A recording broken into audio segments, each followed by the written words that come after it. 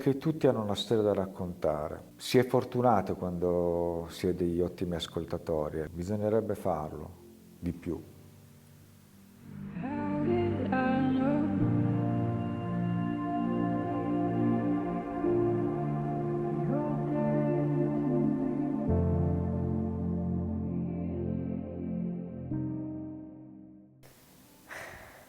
Guarda come sei diventato, cioè, come pensavi, no? Che tante volte pensavi di riuscire a superare così, invece poi ce l'hai fatta. Tante volte, tanti avvenimenti diversi, tanti cambi a volte che però non sono sempre andati bene, quindi direi questo. Ce l'hai fatta sempre. Abbraccia il mondo e non aver paura di soffrire. Dare tanti baci a mamma e papà. A tanti. Mi farei una coccola, nel senso mi accarezzerei la testa, mi darei un bacio sulla fronte e mi abbraccerei. E cercherei di infondere serenità e fiducia. Questo. Parlarle sì, e direi di avere coraggio prima, cioè di non pensare a chissà cosa dice mia mamma, chissà cosa pensa mio papà, chissà che cosa. No, vai per la tua strada subito, cioè come ti viene una roba in testa falla, senza dover pensare a che cosa può pensare il resto del mondo, chi se ne frega. Ora lo faccio, da piccola no. Le direi vai e spacca il mondo, cioè abbi coraggio, fidati, lascia andare di più e mangiati il mondo. Che hai perso un sacco di occasioni. La prima è stata quella di studiare di più. Sai perché? Perché è stato un peccato. Oh sì, tantissime cose. E una in particolare, più di tutte però. Ricorda chi sei. Perché quando noi nasciamo credo che ci dimentichiamo. Non smettere di sognare, non smettere di avere fiducia anche quando ci sono i momenti terribili, e anche quando sembra che non ci sia più spazio per la gioia. Preserva quella fiducia perché è quello che ti mantiene viva.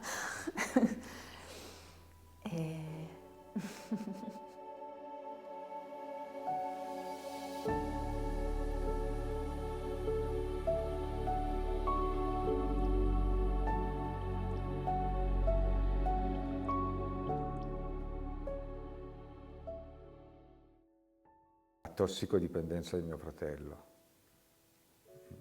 che ha 11 anni più di me. Ti ha cambiato la vita? Eh sì, perché erano all'inizio degli anni '80, non si parlava ancora così tanto di eroina, quindi sì, sono stato anche discriminato per questa cosa, nel senso che altre famiglie non volevano che frequentassi più i loro figli, anche se io avevo 11 anni, diciamo così, e quindi non era un pericolo, diciamo. Però sì, è stato tremendo. L'ho vissuta malissimo perché non mi sembrava ci fosse futuro. È tremendo quando pensi che non c'è futuro. E poi comunque mio fratello ha sofferto moltissimo e noi tutti con lui. Ma tantissimi anni fa, circa 30 anni fa, mio papà si è ammalato di un tumore polmonare. Io in quel periodo lì è stato l'unico periodo della mia vita che non ho lavorato, se no ho sempre lavorato. E quindi ho potuto occuparmi di lui per 1 anno e mezzo. Ci siamo proprio aperti completamente, sia io con lui che lui con me. e nonostante il dolore della malattia, poi mio papà è mancato dopo 1 anno e mezzo, però è stato veramente bello, no? Poter ammettersi e ammetterlo che vuoi bene a una persona e doverglielo dire è bello, è importante.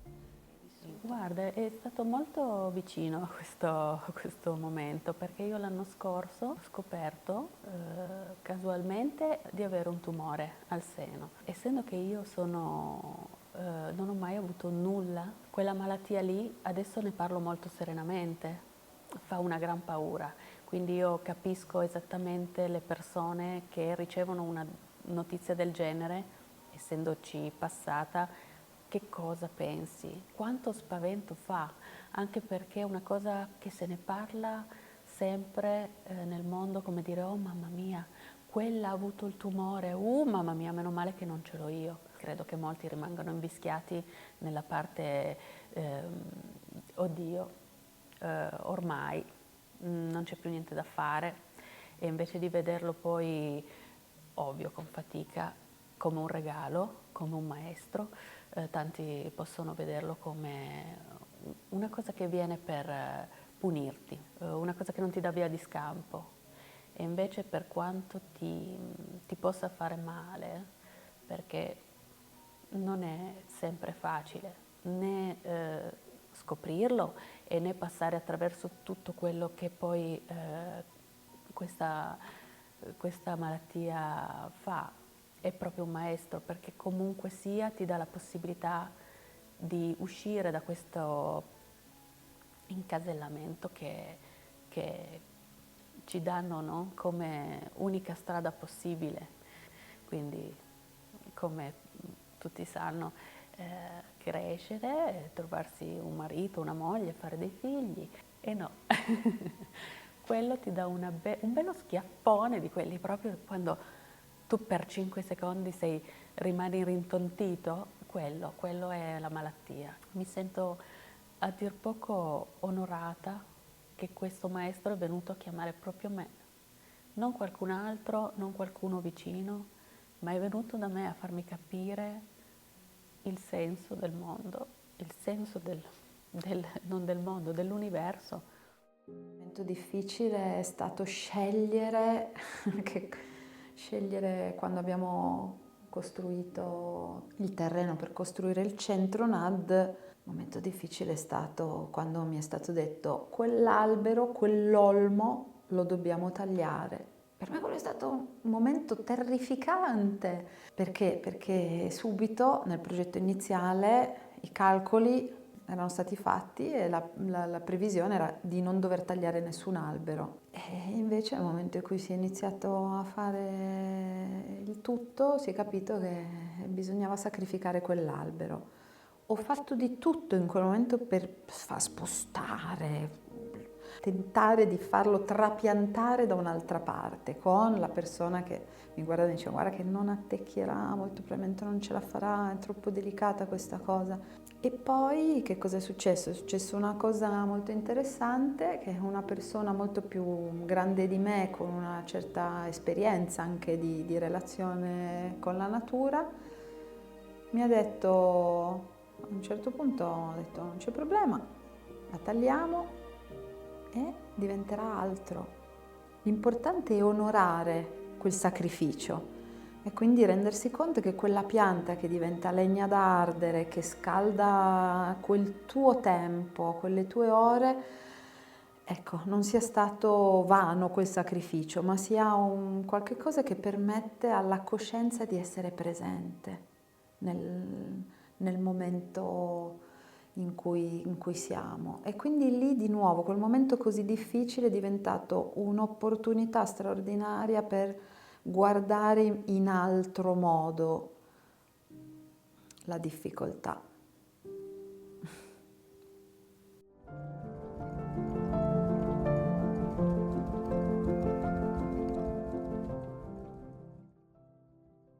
È stata una sorta di riconoscimento da parte di una persona che non avrei mai immaginato, nel senso che era una ragazza che Io mai avrei potuto immaginare che potesse provare dell'interesse nei miei confronti in quel periodo. Era una ragazza che avevo completamente idealizzato. Ci siamo trovati a frequentare un contesto e io ricordo che mai avrei potuto immaginare che una ragazza così bella, interessante, avrebbe mai potuto provare dell'interesse nei miei confronti. Ed è stato come una luce nelle tenebre, letteralmente. Poi al di là di quello che poi è successo, perché poi non è stata una persona particolarmente importante a livello di relazione, però quello che mi ha dato in quel momento è stato un soffio di vita, una luce nel buio più profondo. E mi ricordo in particolare una scena, il primo appuntamento. Io vabbè, in quel periodo ero veramente disastrato e dovevamo trovarci a Torino e quindi prendo il treno per andare a Torino e quando è salita sul treno ed è arrivata nello scompartimento dove c'ero io, era splendida. Io mi ricordo che le dissi: sei bellissima, e già ero letteralmente in brodo di giuggiole in quel momento, ma lei mi ha guardato, mi ha detto: mi sono fatta bella per te, e poi ci siamo baciati, ecco. E in quel momento lì è stato veramente un gancio in mezzo al cielo. Ho assaporato la felicità.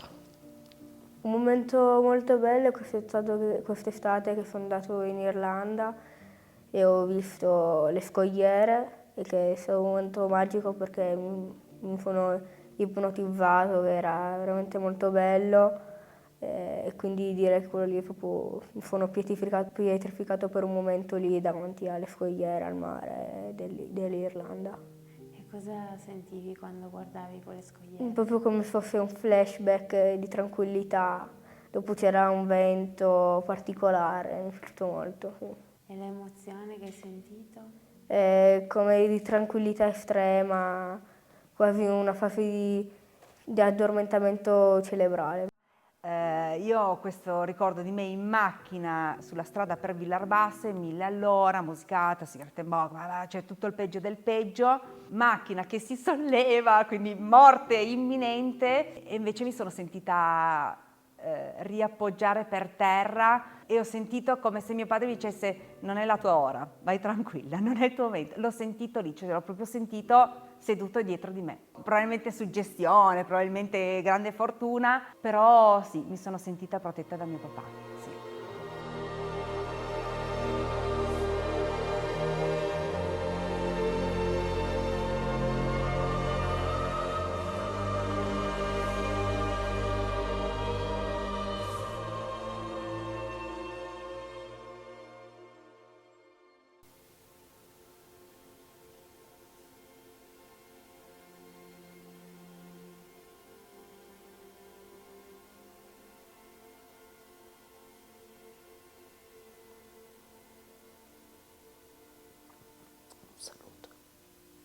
Un saluto.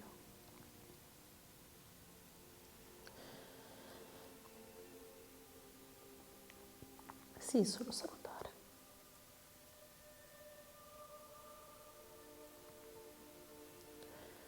Salutare un grazie.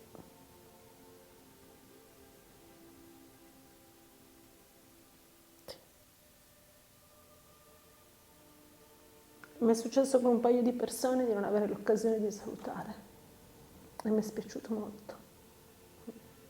Vuoi farlo adesso?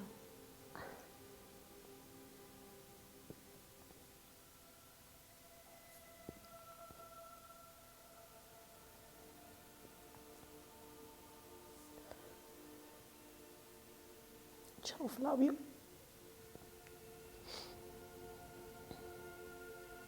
Ciao nonna.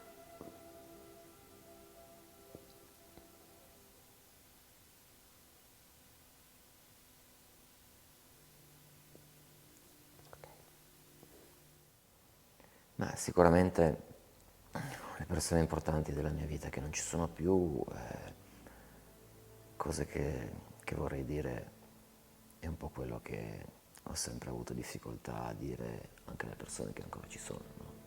Quindi il fatto che ho avuto loro bene e che tuttora gli voglio bene. E credo che altre cose non ci siano da dire, magari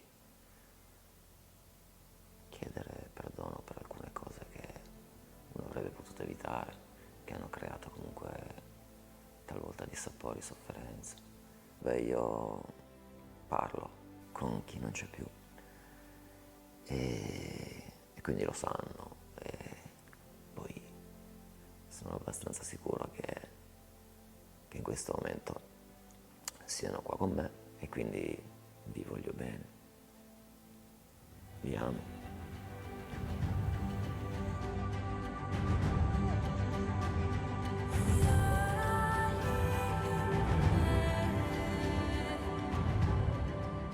Allora, mi ricordo appena sono entrata al campo Aida, che è un campo profughi che ospita 7.000 palestinesi in pochissimi metri quadri.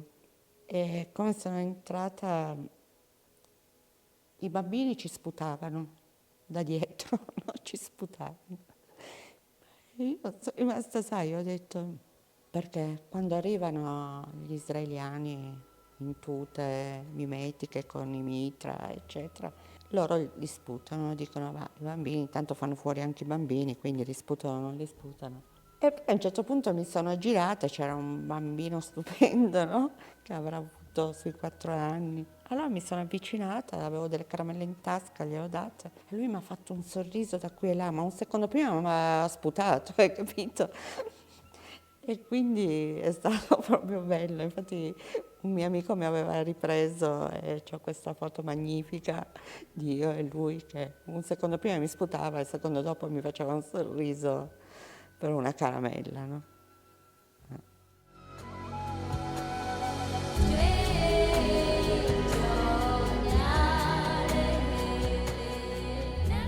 Guarda, è una scena che in realtà io mi sono immaginata, perché ero talmente piccola quando è accaduta che non ne ho coscienza. Ed è questa scena dove mia madre descrive una me piccolissima, prima dell'anno di età, che quindi non camminavo ancora. A detta di mia madre, che cosa facevo? Mi svegliavo nel cuore della notte, lei dice attorno alle 3, 3 e mezza, e lei si svegliava con me perché io iniziavo a cantare come può cantare un bambino che ancora non parla la notte. Quindi sta povera donna di mia madre si svegliava e dice che le prime volte veniva a verificare, diceva starà sognando, ha avuto un brutto... E vedeva che invece ero seduta, molto tranquilla e cantavo. E devo dire che comunque questo suo ricordo è diventato molto sorprendente nel momento in cui ho iniziato l'apprendistato in danza classica indiana in India, e insieme alla danza classica indiana ho iniziato a studiare anche il canto carnatico. E il mio maestro di canto carnatico, quando iniziamo le lezioni, mi disse il raga con cui si studia la base del canto carnatico è questo raga Maya Gaula, che è un raga tipico di un'ora del giorno, che è 3 e mezza del mattino, in cui idealmente si canta con questa scala melodica, che è un raga, cioè una scala melodica a cavallo fra maggiore e minore, molto strana per il nostro orecchio da occidentali, ma che è proprio la base di questo sistema di musica. E lì, quando lui mi ha detto questa cosa, mi sono ricordata del ricordo di mia mamma e ho detto semplicemente che cosa strana, che cosa curiosa, che una bambina, che ovviamente a quell'età non poteva, chi poteva immaginare che poi a 20, 27, 28 anni, quando ho vinto la borsa di studio, sarebbe andata in India, avrebbe studiato canto, avrebbe fatto l'artista come lavoro nella vita. E ecco, questo ricordo mi colpisce parecchio.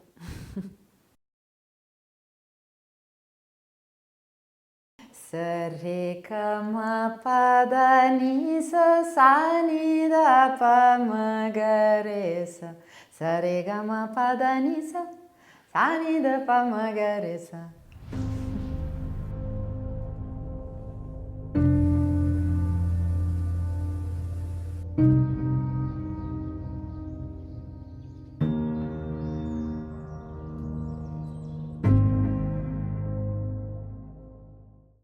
Non voglio vecchiare, ma non voglio morire mai. Voglio ancora vivere, non voglio invecchiare e morire, ma voglio stare sempre vivo e basta.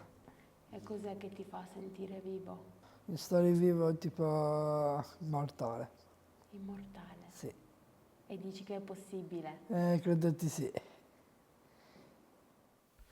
Ecco, non lo so. Il senso della vita non lo so, è una domanda che a volte mi pongo. A me viene sempre in mente però una frase di un professore dell'università che diceva che nella vita bisogna avere degli obiettivi, ma è il percorso che deve essere bello. Ecco, io credo nei bei percorsi, spero che il mio sia un bel percorso, quello dei miei figli e via dicendo. Voglio dare, voglio mettere tutto me stesso. In me c'è un forte altruismo e forse dentro di me c'è sempre stata questa voglia di dare. Però sono nato in un posto, in un momento in cui dovevi prendere. Secondo me il senso della vita è studiare per farsi un'idea e non farsi manipolare dalle altre persone, avere un'idea ben precisa, quindi non cadere mai nelle mani degli altri, sapere cosa si vuole seguire, la strada che si vuole seguire.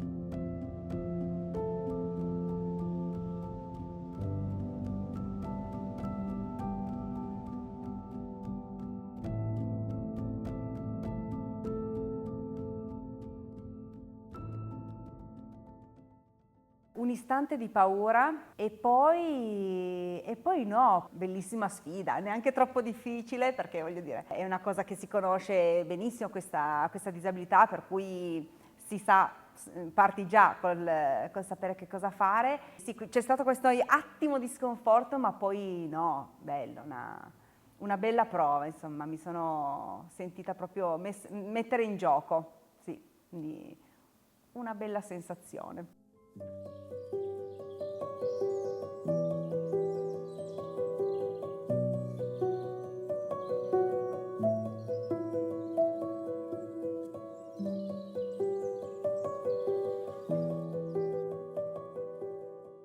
L'amore è trovare la pace, è essere collocata in ogni posto, in ogni momento e non solo ora, ma proprio anche un domani, anche dopo la morte o per chi crede o non crede.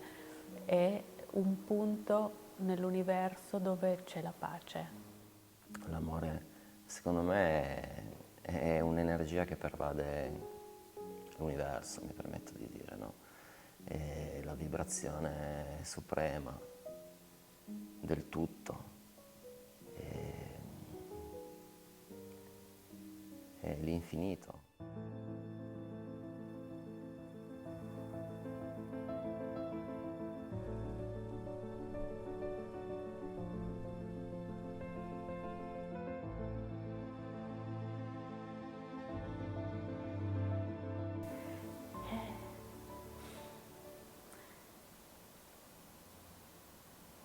Quello è, è bellissimo, quello è bellissimo perché dopo che tu ti innamori, lo penso un po' come tutti, cerchi quello poi nella vita un po' in tutto, non solo in una persona. E quindi credo che sia l'inizio di una nuova vita. L'emozione che senti è impossibile spiegarla, credo. Un'esplosione di 1000 colori. Perché le immagini parlano di più. Credo che seriamente la prima volta in cui mi sono innamorata è quando ho incontrato neanche troppi anni fa mia moglie, Jessica. Credo che sia stato quello il momento in cui ho sentito davvero le farfalle nello stomaco e una rivoluzione totale fuori e dentro, insomma, quello è stato, credo, il mio primo innamoramento, sì. Perché poi gli altri, c'era un ragazzetto che mi piaceva alle medie, ho avuto un compagno per tantissimi anni, ma essere innamorata sul serio davvero quando ho incontrato mia moglie, sì, la prima volta che l'ho vista.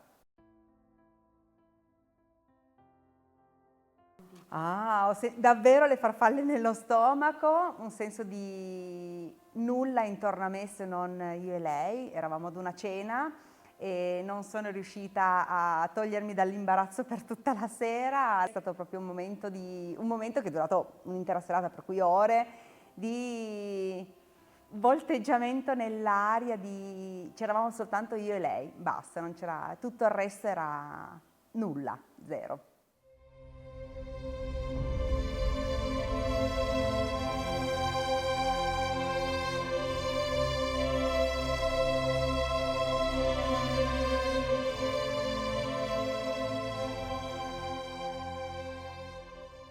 Cinque anni fa è arrivata mia figlia da Pantelleria. Papà, volevi un nipotino? Eccolo qua. Uno sgorbietto nero, malandato, un gattino malandato. Ho detto, Angela, per favore, sparisci.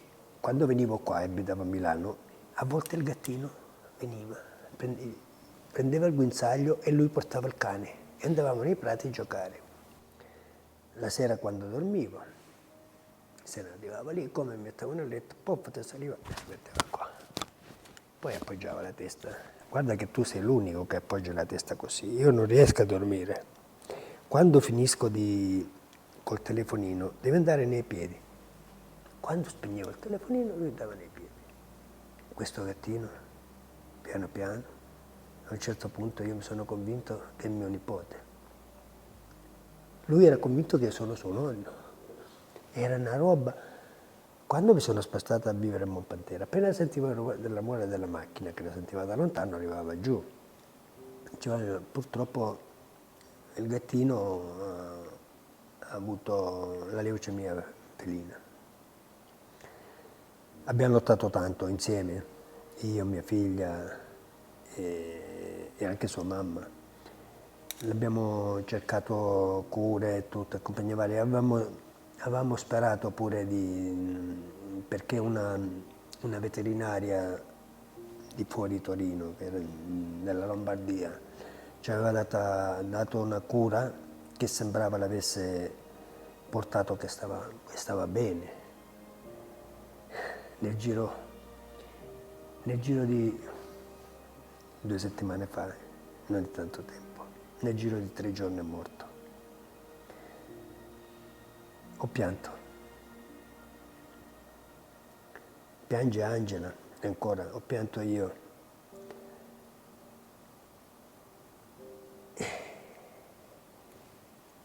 Insieme a tutte le altre cose vorrei rivedere Bubu e dirgli pupetto. Tu avevi capito tutto, no? Non ti so dire, io penso che noi abbiamo un'anima. Perché se non avessimo l'anima, non lo so, no, un'anima ce l'hanno pure gli animali, forse è più forte della nostra pure. Quando guardo la natura, la perfezione della natura, perché la natura a noi ci farebbe vivere, se noi la lasciassimo le cose, veramente vivremmo senza ricerca di soldi, di poteri, di sta roba qua, la natura ti dà tutto. Io non so cosa possa averla creata. Non so se è Dio, se è Allah, se è comunque un Dio. E quindi qualcosa di superiore a noi c'è, secondo me. Nell'aldilà vorrei tanto che ci fosse. Quando torno te lo dico.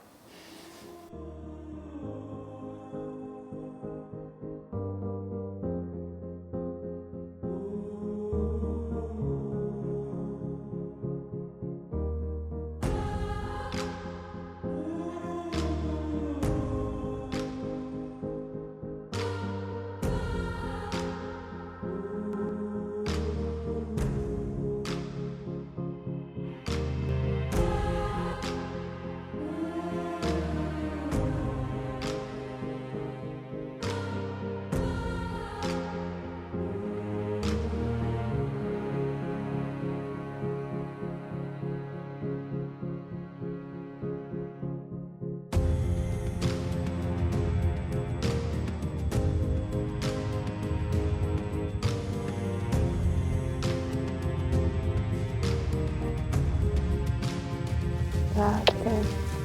Grazie. A te. Benissimo.